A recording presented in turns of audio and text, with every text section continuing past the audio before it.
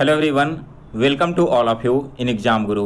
दोस्तों, इस वीडियो में हम लोग एयरफोर्स वाई ग्रुप एग्जाम 2022 के लिए रागा का एक full length mock test solve करने वाले हैं। हमारे साथ आप भी सारे क्वेश्चंस को सॉल्व करते चलिए और वीडियो के लास्ट में हमें कमेंट करके बताइएगा कि आज आपने 30 में से टोटल कितने क्वेश्चन सही किए हैं। दोस्तों, अगर आपकी तैयारी अच्छी चल रही है तो आज आपका टारगेट स्कोर 30 में से 23 प्लस का होना चाहिए। यानी कि अगर आप 23 प्लस क्वेश्चन सही कर लेते हो तो आपकी प्रिपरेशन बहुत ही सही डायरेक्शन में चल रही है और आपको थोड़ी बहुत और प्रैक्टिस करने की ज़रूरत पड़ेगी। साथ में दोस्तों, अगर आप इस क्वेश्चन का PDF डाउनलोड करना चाहते हो तो PDF आपको examgurujob.com पर मिल जाएगा या फिर डायरेक्ट लिंक मैंने इस वीडियो के डिस्क्रिप्शन बॉक्स में दे दिया है। वीडियो स्टार्ट करने से पहले दोस्तों, आप सभी से एक छोटी सी रिक्वेस्ट है कि जिन लोगों ने अभी तक एग्जाम गुरु चैनल को सब्सक्राइब नहीं किया है तो डेली डिफेंस एग्जाम से रिलेटेड वीडियोस देखने के लिए इस चैनल को जरूर सब्सक्राइब कर लें और साथ में बेल नोटिफिकेशन को भी ऑन कर लें। चलिए दोस्तों, अब आज का टेस्ट स्टार्ट करते हैं। तो आप सभी के सामने आज का पहला क्वेश्चन है, माओरी जाति के निवासी कहाँ में पाए जाते हैं। दोस्तों, यह जो माओरी जाति है यह मेनली पाई जाती है न्यूजीलैंड में। दैट मीन्स कि ऑप्शन ए इस क्वेश्चन का करेक्ट आंसर है। इसके बाद सेकंड क्वेश्चन है, 3 के प्रथम 5 गुणजों का औसत क्या होगा। यानी कि 3 का पहला जो 5 मल्टीपल है आपको उन सभी का एवरेज बताना है। तो एवरेज हम कैसे निकालेंगे इन सभी नंबर्स का, इसके लिए हमें 3 का पहला 5 मल्टीपल पता करना होगा। तो 3 का पहला 5 मल्टीपल है 3, 6, 9, 12 और 15। इन सभी का सम आप निकालो तो सम आएगा 45। और हम डिवाइड किससे करेंगे, तो पहले 5 संख्याओं का औसत निकालना था ना, यानी कि हम 5 से डिवाइड कर देंगे। तो डिवाइड करने के बाद आपका फाइनल आंसर आएगा 9। यानी कि डी ऑप्शन इस क्वेश्चन का करेक्ट आंसर है।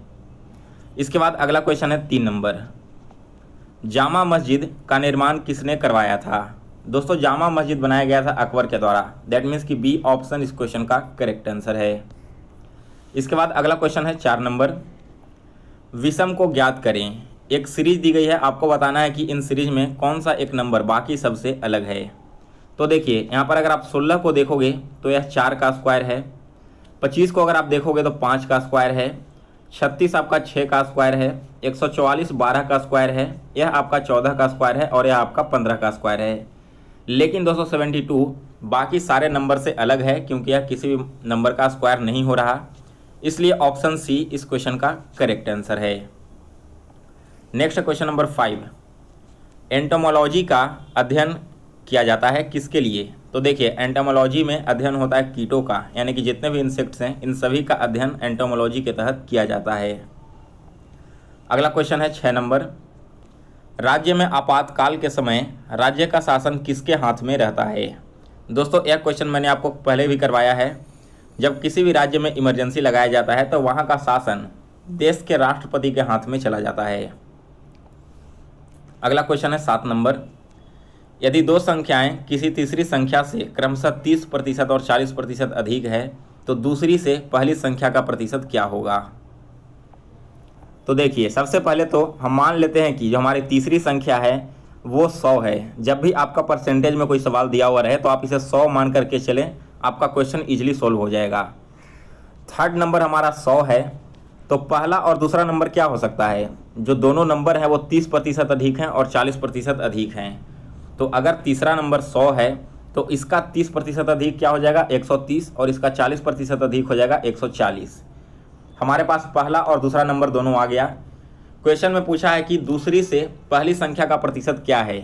यानी कि दोस्तों यहाँ पर हमसे यह क्वेश्चन में पूछा गया है कि आपसे एक जो 130 है ना वो कितना प्रतिशत है 140 का। तो कैसे निकालेंगे, यहाँ पर निकालने के लिए हमें 130 डिवाइडेड बाई किस से, तो 140 से, और प्रतिशत में निकालना है तो 100 से हम यहाँ पर मल्टीप्लाई कर देंगे। इसे आप काटोगे तो 5 टाइम्स या 7 टाइम्स, इस 65/7 हो जाएगा। और इसे सॉल्व करने के बाद दोस्तों आपका फाइनल आंसर आएगा 92 6/7%। ठीक है, बी ऑप्शन इस क्वेश्चन का करेक्ट आंसर है। इसके बाद अगला क्वेश्चन देखो। अगला क्वेश्चन है 8 नंबर, मान बुकर पुरस्कार 2018 किसे दिया गया था। तो करेक्ट आंसर इस क्वेश्चन का ऑप्शन डी, एना वर्न्स को। 9th क्वेश्चन है, यदि 2a = 3b है एंड 4b = 5c है तो a और c का मान क्या होगा। देखो इस क्वेश्चन को कैसे सॉल्व करते हैं। 2a = 3b है तो हम क्या करेंगे कि a/b कर देंगे, b को इधर से नीचे लेके आ जाएंगे। तो तो a अपॉन बी क्या हो जाएगा हमारे पास 3/2, यानी कि a रेशियो b का वैल्यू हमने निकाल लिया 3:2 होगा। इसी तरह से अगर आप 4v और 5c को करोगे तो यहाँ से आपके सामने b और c का रेशियो आ जाएगा 5:4। a रेशियो b आपका 3:2 है और b रेशियो c आपका 5:4 है। हमें पता करना है a और c का रेशियो क्या है। तो जब भी इस तरह से a और c का रेशियो निकालने के लिए रहे तो आपको a upon b into b upon c कर देना होता है। a अपॉन b हमारे पास है क्या 3/2 है और b अपॉन c है हमारे पास 5/4। इसे आप सॉल्व करोगे तो ऊपर में आपका आ जाएगा 15 और नीचे आ जाएगा 8 मल्टीप्लाई करने के बाद। दैट मीन्स कि a और c का रेशियो 15:8 होगा। सी ऑप्शन इस क्वेश्चन का करेक्ट आंसर है। और दोस्तों इस क्वेश्चन को सॉल्व करने का दूसरा तरीका आया था कि आप a b c इस तरह से करके भी आप इसका वैल्यू निकाल सकते थे। जैसे a और b का रेशियो 3:2 है, b और c का रेशियो 5:4 है। तो यहाँ पर भी आप कैलकुलेट करोगे तो a और c का रेशियो क्या होगा, a आपका 15 हो गया और c आपका 8 हो गया। अब चाहो तो दोनों में से किसी भी तरीके से इस क्वेश्चन को सॉल्व कर सकते हो। आगे बढ़ते हैं और देखते हैं अगला क्वेश्चन 10 नंबर। a किसी काम को 20 दिन में करता है एवं b उसी काम को 30 दिन में करता है, तो दोनों मिलकर उस काम को कितने दिन में करेंगे। बहुत सा सिंपल क्वेश्चन है। जब भी इस तरह के आपसे दो वर्क दिए हुए रहें तो आप 2 से 3 तरीके से इस क्वेश्चन को सॉल्व कर सकते हो। पहला तरीका है a into B divided by a plus B, जहाँ पर a आपका 20 दिन है और b आपका 30 दिन है। तो इस क्वेश्चन को अगर आप सॉल्व करोगे तो 30 गुना 20 हो जाएगा और divided by a plus B का मान क्या है 30 प्लस 20 को आप डिवाइड करोगे तो 50 हो जाएगा। एक शून्य से एक शून्य कट गया, 5 से 4 बार में कटेगा और 4 से आप 3 से मल्टीप्लाई करोगे तो 12 दिन हो जाएगा। ये था आपका पहला तरीका। दूसरा तरीका क्या है कि a और b दोनों का एलसीएम ले लो, तो इन दोनों का एलसीएम आपका 60 आ जाएगा। अब देखो a अगर 20 दिन में किसी काम को करता है और टोटल हमारे पास काम 60 है, यानी कि वो प्रत्येक दिन 3 यूनिट काम कर रहा है। इसी तरह से b किसी काम को 30 दिन में कर लेता है और 60 यूनिट काम है। दैट मीन्स कि हर दिन वो 2 यूनिट काम कर रहा है, तब जाकर ना 30 दिन में वो पूरा 60 यूनिट काम खत्म करेगा। दोनों मिलकर काम कितना करेगा, तो a 3 यूनिट डेली करता है, b 2 यूनिट डेली करता है। दोनों को मिलकर काम करना है, यानी कि 5 यूनिट काम डेली होगा और 60 यूनिट हमारे पास टोटल काम है, तो 12 दिन लगेगा इस काम को समाप्त करने में। यहाँ पर मैंने आपको 2 तरीके बता दिए। तीसरा तरीका है आप ऐसे सोल्व कर सकते हो 1/20 प्लस 1/30 करके, और यहाँ पर भी एलसीएम लगाकर आप इसका डे निकाल सकते हो। आगे बढ़ेंगे अगले क्वेश्चन की ओर। तो 11 नंबर क्वेश्चन है, निम्नलिखित श्रृंखला में प्रश्नवाचक चिन्ह के स्थान पर क्या आएगा। आपको बताना है कि यहाँ पर क्वेश्चन मार्क की जगह पर क्या आने वाला है। देखो सबसे पहले z है, फिर y है, x है एंड देन w है। तो नेक्स्ट जो टर्म हमारा आएगा वो v आने वाला है, क्योंकि एक एक टर्म यहाँ पर माइनस होते जा रहा है। मिडिल वाले टर्म को देखेंगे तो a है, 2 ऐड करने पर c, 2 ऐड करने पर e और 2 ऐड करने पर g। अब इसमें हम 2 ऐड और करेंगे तो हमें i प्राप्त होगा। और अगर आप इसके बाद देखोगे तो b में अगर 2 ऐड करोगे तो d मिलता है, फिर 2 ऐड करने पर f और 2 ऐड करने पर h। तो अब अगला जो 2 ऐड करेंगे तो हमें j मिलना चाहिए, यानी कि आपका जो सीरीज है इसका नेक्स्ट टर्म होगा vij। ऑप्शन ए इस क्वेश्चन का करेक्ट आंसर है। अगला क्वेश्चन है 12 नंबर। अंग्रेजी वर्णमाला में दाईं ओर से 22वां अक्षर तथा बाईं ओर से 22वां अक्षर तथा दाईं ओर से 21वें अक्षर के मध्य कौन सा अक्षर होगा। यह क्वेश्चन आपको सॉल्व करके बताना है। तो इसके लिए आप क्या करोगे, ए से लेकर बी तक आपको इस तरह से काउंटडाउन लिख देना होगा। अगर आपको अल्फ़ाबेटिकल वैल्यू याद नहीं है तो अब कहा गया है कि बाईं ओर से 22वां अक्षर, यानी कि जब इधर से हम काउंट करेंगे तो हमारा जो 22वां अक्षर आना चाहिए, और इधर से काउंट करने पर राइट साइड से आपका 21वां अक्षर जो आएगा, इन दोनों के मिडिल का टर्म कौन सा है। तो अगर आप पूरे अल्फ़ाबेटिकल सीरीज यानी कि ए से लेकर जेड तक को लिखने के बाद इस तरह से सॉल्व करोगे तो आपका मिडिल टर्म आ जाएगा 14th, यानी कि 14th किसका अल्फ़ाबेटिकल सीरीज है, एन का है। तो सी ऑप्शन इस क्वेश्चन का करेक्ट आंसर है। इसके बाद अगला क्वेश्चन है 13 नंबर। यदि किसी सांकेतिक भाषा में मदर को इस प्रकार से लिखा जाता है तो उसी सांकेतिक भाषा में सिस्टर को कैसे लिखेंगे। देखिए यहाँ पर मदर को कैसे लिखा जा रहा है। अगर आप मदर के पहले वाले वर्ड को देखोगे एम को, इसमें 2 ऐड करने पर हमें हमारे कोड का पहला वर्ड ओ मिल जाता है। इसी तरह से अगर आप मदर में से ओ को 2 ऐड कर दोगे तो आपको क्यू मिलेगा। टी में 2 ऐड करने पर वी मिलता है। इसी तरह से लास्ट वाला जो टर्म है आर, इसमें 2 ऐड करने पर टी मिलेगा। यानी कि दोस्तों कोडिंग किस प्रकार से चल रही है, जो भी आपका अल्फ़ाबेटिकल वैल्यू दिया हुआ है उसमें 2 ऐड करके आपको उसका कोड बनाना है। तो सिस्टर में हम क्या करेंगे, सबसे पहले एस में हम 2 ऐड करेंगे तो हमारे पास यू आएगा। फिर आपका आ गया आई में 2 ऐड करोगे तो आपको के मिलेगा। फिर से एस है तो इसकी जगह हम यू लिख देंगे।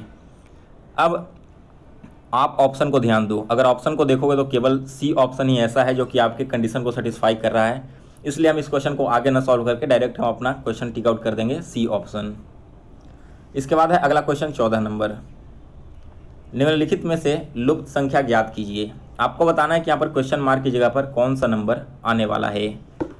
तो देखिए, अगर आप 10 को देखोगे तो इसके सामने वाले खाने में 100 लिखा हुआ है ना, जो कि 10 का स्क्वायर है। इसी तरह से अगर आप इधर से देखोगे तो 12 के सामने वाले खाने में 144 लिखा हुआ है, जो कि 12 का स्क्वायर है। दैट मीन्स कि दोस्तों यहाँ पर 400 लिखा हुआ है, वो किसी न किसी नंबर का स्क्वायर होगा। तो 400 किसका स्क्वायर है? 20 का स्क्वायर है। सो क्वेश्चन मार्क की जगह पर बी ऑप्शन करेक्ट आंसर है 20। नेक्स्ट क्वेश्चन नंबर 15, यदि गुना का अर्थ माइनस है, डिवाइड का अर्थ गुना है, माइनस का अर्थ प्लस है तथा प्लस का अर्थ डिवाइड है, तो निम्नलिखित का मान बताइए। यहाँ पर दोस्तों आपको सारे साइन को एक्सचेंज कर देना है। देखो, सबसे पहले 16 डिवाइडेड बाई 8 है, लेकिन डिवाइड का अर्थ गुना कहा है ना, यानी कि 16 गुना 8 हम लिख देंगे। फिर इंटू 4 है, इंटू का मतलब है माइनस, तो यहाँ पर -4 कर देंगे। -8 लिखा हुआ है, लेकिन माइनस का अर्थ प्लस है, तो हम यहाँ पर +8 कर देंगे। और लास्ट में +4 है, लेकिन प्लस का मतलब डिवाइडेड है, तो यहाँ पर हमने डिवाइड कर दिया। इसे डिवाइड करोगे तो 2 टाइम्स डिवाइड होगा। और 16 में जब आप 8 से यहाँ पर मल्टीप्लाई करोगे तो 128 आएगा। 128 - 4 + 2, तो 128 और 2 130 हो जाएगा। और 130 में से 4 को माइनस करोगे तो 126 आएगा। दैट मीन्स कि ऑप्शन, सॉरी यहाँ पर देखिए मैंने थोड़ी सी गलती कर दी, नहीं बिल्कुल सही है, आपका सी ऑप्शन करेक्ट आंसर है 126 इस क्वेश्चन का। नेक्स्ट है इसके बाद क्वेश्चन नंबर 16, ए की आयु बी की आयु के बराबर है क्योंकि वे जुड़वा हैं। सी की आयु डी से कम है, ई की आयु सी से कम है किंतु ए से अधिक है, तो उन सभी में बड़ा कौन है। देखिए इस क्वेश्चन को कैसे सॉल्व करना है। सबसे पहले देखो क्या कहा गया है कि ए और वी की आयु बराबर है। इसके बाद सी की आयु डी से कम है, यानी कि दोस्तों अगर हम सी को यहाँ लिखेंगे तो डी को हमें इस साइड में लिखना होगा, क्योंकि सी का आयु डी से कम है। ई की आयु सी से कम है, यानी कि सी के इधर ई आ जाना चाहिए। लेकिन ई की जो आयु है ए से अधिक है, दैट मीन्स कि ए से ज़्यादा है, तो ए हमें इस साइड में लिखना होगा। और ए और बी दोनों का आयु सेम है, तो ए और बी को हमने एक साथ लिख दिया। या तो आप बी ए लिख सकते हो या फिर ए बी लिख सकते हो, इससे फ़र्क पड़ने वाला यहाँ पर नहीं है। क्वेश्चन में हमसे पूछा गया कि इनमें से सबसे बड़ा कौन है, तो हमारा ऑप्शन जो डी है ना, डी सबसे बड़ा है, यानी कि ऑप्शन नंबर 4 इस क्वेश्चन का करेक्ट आंसर है। अगला क्वेश्चन है 17 नंबर, सुशील साइकिल से उत्तर की ओर 10 किलोमीटर गया, फिर पूर्व की ओर मुड़कर 5 किलोमीटर गया, फिर दाईं ओर मुड़कर 10 किलोमीटर गया। सुशील प्रारंभिक बिंदु से कितनी दूरी पर है। देखिए इस क्वेश्चन को, सबसे पहले वह उत्तर की ओर 10 किलोमीटर जाता है, यानी कि 10 किलोमीटर नॉर्थ की ओर चला। फिर वह पूर्व की ओर मुड़कर 5 किलोमीटर चलता है। फिर वह अपने दाईं ओर मुड़कर 10 किलोमीटर और चलता है। अब आपको बताना है कि वह प्रारंभिक दूरी से कितनी दूरी पर है। तो प्रारंभ यहाँ से किया था और लास्ट यहाँ पर किया, दोनों के बीच का डिस्टेंस कितना है, तो डिस्टेंस आपका यही वाला हो गया ना, 5 किलोमीटर का। इस क्वेश्चन का सी ऑप्शन करेक्ट आंसर है। अगला क्वेश्चन है 18 नंबर, ब्रिटिश सरकार की सरकारी रिपोर्ट को क्या कहते हैं। दोस्तों जो ब्रिटिश सरकार की सरकारी रिपोर्ट होती है इसे कहा जाता है ब्लू बुक। दैट मीन्स कि ए ऑप्शन इस क्वेश्चन का करेक्ट आंसर है। अगला क्वेश्चन है 19 नंबर, भारत में स्थापित पहला परमाणु संयंत्र कौन सा है।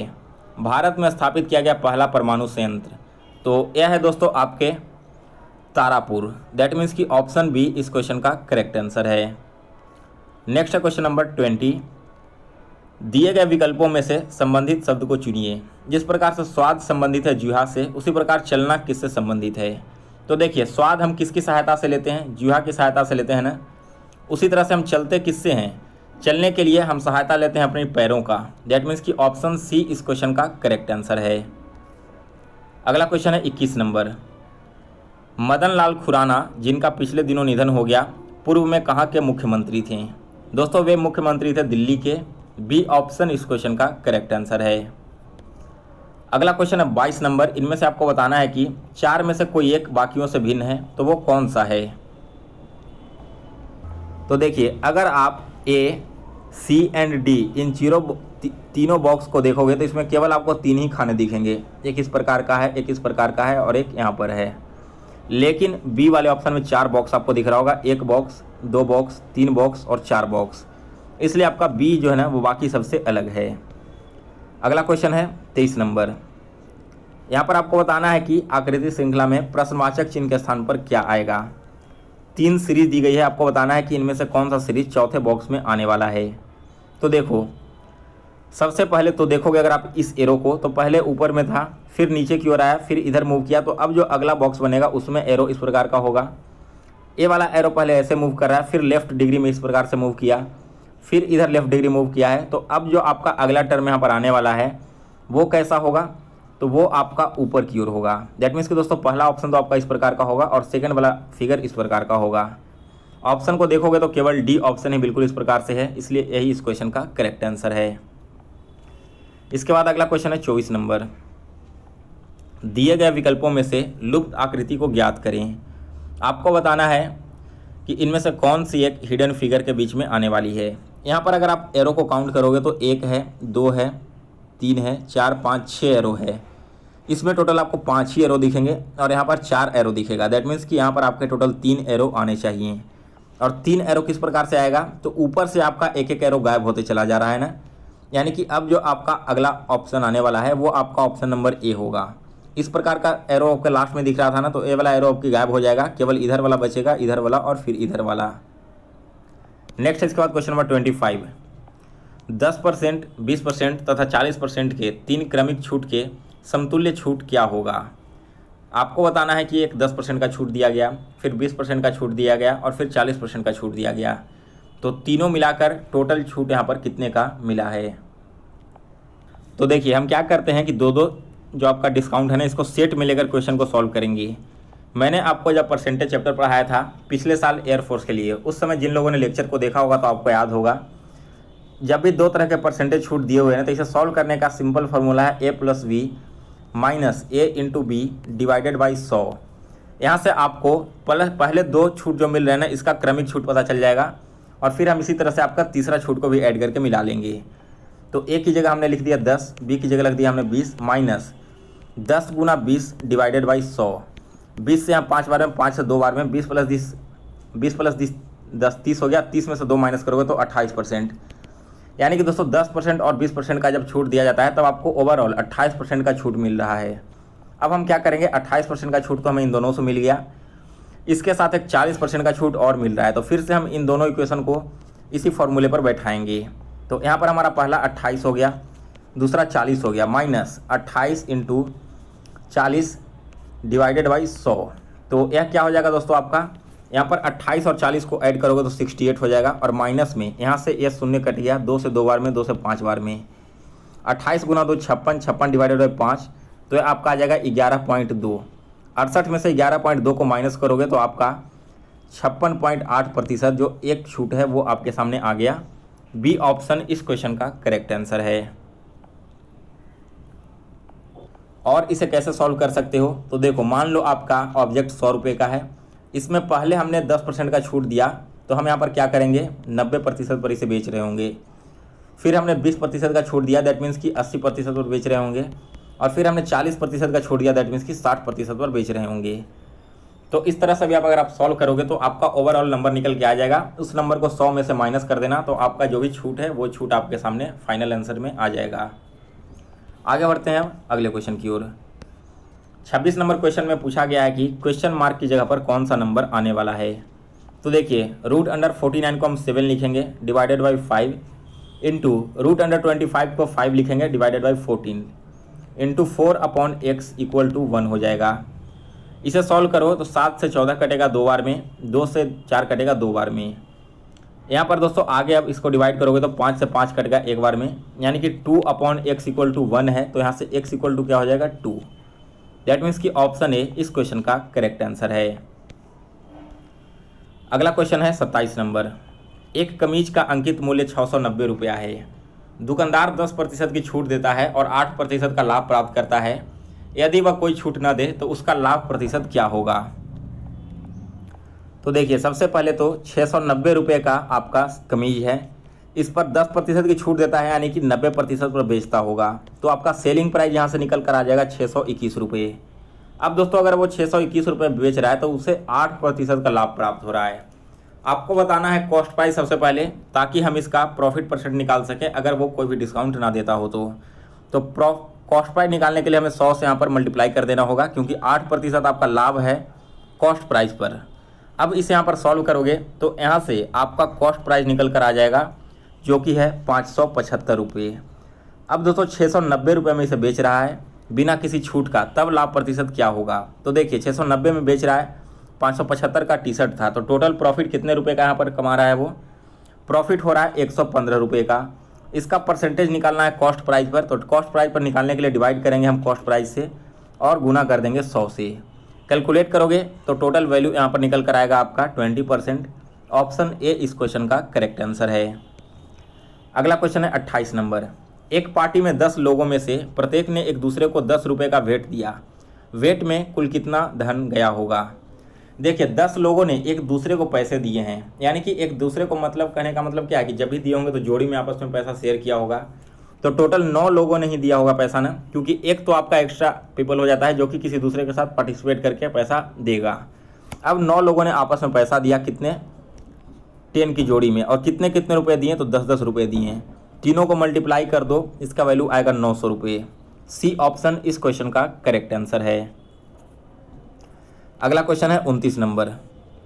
400 रुपये का 5% वार्षिक दर से 2 वर्ष में चक्रवृद्धि ब्याज तथा साधारण ब्याज का अंतर ज्ञात कीजिए। देखिए दोस्तों 29 नंबर क्वेश्चन को कैसे सॉल्व करेंगे। जब भी आपका प्रिंसिपल वगैरह दिया हुआ रहे, रेट रहे और टाइम रहे, और 2 सालों के लिए अगर टाइम दिया हुआ रहे और SI प्लस CI का डिफरेंस पूछा जाए, तो आपको फॉर्मूला यूज करना होता है principal into R/100 to the power 2। ठीक है, यहाँ पर 2 आपका टाइम हो गया 2 सालों के लिए। यह फॉर्मूला आपको तभी यूज करना है जब आपका 2 साल का डिफरेंस पूछा जाए। अगर 1 साल का, 3 साल का इस तरह का डिफरेंस रहेगा तब आप इस फॉर्मूले से क्वेश्चन को नहीं सॉल्व करोगे। तो प्रिंसिपल हमारा कितना है? 400 रुपया इंटू 1/5% है ना। 5% का मतलब क्या होगा? 5/100 हो गया। 5% आपका रेट है तो, और इसका स्क्वायर आपको कर देना है। तो 400 गुना 5/100 गुना 5/100, यही आपका आ जाएगा ना। अगर स्क्वायर को हम यहाँ पर से हटाएंगे तो 100 से 400 कटेगा 4 बार में, या आपका कटेगा 100 25 बार में, 5 से 5 बार में और 5 से 5, यानी कि आपका एक आंसर आ गया। इस क्वेश्चन का बी ऑप्शन करेक्ट आंसर है। 30 नंबर क्वेश्चन है, निम्नलिखित में से किस भिन्न का मान सबसे कम है? तो सबसे पहले हम इन सभी को पॉइंट में ले आएंगे। 3/4 का मतलब क्या हो गया? 0.75। 5/6 का मतलब हो गया 0.83। 7/9 का मतलब हो गया 0.77 एंड 11/13 का मतलब हो गया 0.84। आपसे पूछा गया कि सबसे छोटा भिन्न कौन सा है, तो सबसे छोटा भिन्न आपका 0.75 ही इसमें दिख रहा है ना, इसलिए ऑप्शन ए इस क्वेश्चन का करेक्ट आंसर है। सो गाइस ये था आपका टोटल 30 क्वेश्चंस रागा पेपर का जो मैंने सॉल्व करवा दिया। अब आप हमें कमेंट करके बताओ कि आज आपने 30 में से टोटल कितने क्वेश्चन सही किए हैं। और दोस्तों आप सभी लोग इसका PDF अपने पास जरूर डाउनलोड करके एक बार खुद से सॉल्व करना। लिंक आपको वीडियो के डिस्क्रिप्शन बॉक्स में मिल जाएगा। और वीडियो पसंद आया हो दोस्तों से लाइक और शेयर करें, साथ में दोस्तों चैनल को भी जरूर सब्सक्राइब कर लें। मिलते हैं फिर से कल एक नई वीडियो के साथ, तब तक के लिए जय हिंद जय भारत।